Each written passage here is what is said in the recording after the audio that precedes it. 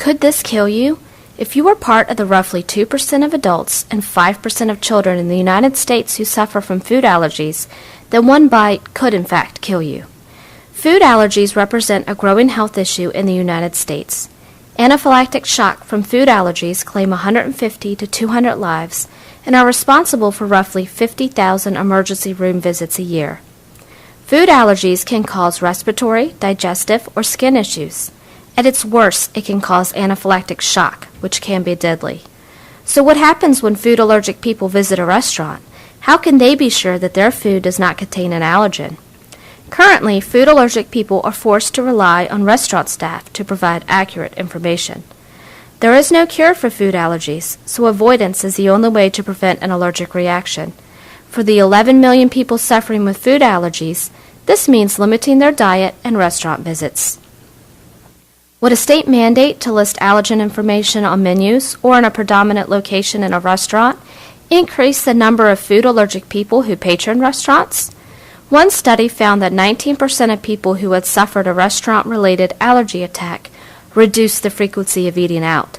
Another study found that 72% of the restaurants studied had no documents to assist those with food allergies. Not only are restaurants not using allergen-friendly menus, restaurant staff are not properly trained in food allergies. A 2007 survey of 100 restaurants revealed that the comfort level in managing food allergies exceeded the knowledge base. This lack of training is disconcerting for the millions of food allergy sufferers who must rely on restaurant staff for their life.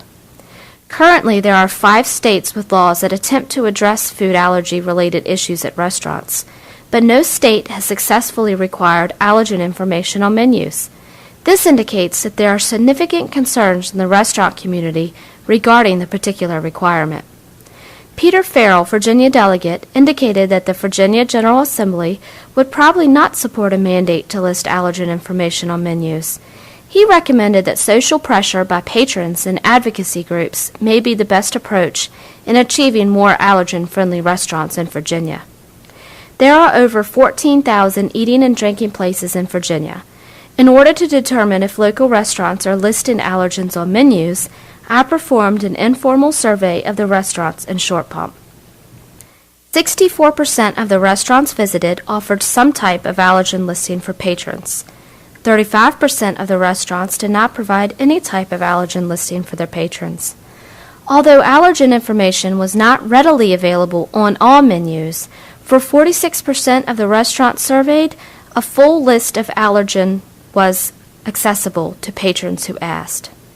In conclusion, taking into account that only 19% of food allergic people limit their restaurant patronage, and in 46% of the restaurants surveyed, food allergic people already have access to allergen information, it does not appear that there is sufficient evidence to support the hypothesis that if the Commonwealth of Virginia mandated that all restaurants list allergen information on menus, more people who suffer from food allergies would patronize these restaurants. Because of the other potential allergen issues, such as lack of training, there is not sufficient evidence to conclude that food allergic people would feel more comfortable patronizing a restaurant just because allergens are listed on the menus. Because of the lack of support for a mandate, food allergic people should look toward social pressure and advocacy groups to persuade the restaurant industry into becoming more allergy-friendly. In the meantime, food allergic people should continue with their vigilance when eating at restaurants.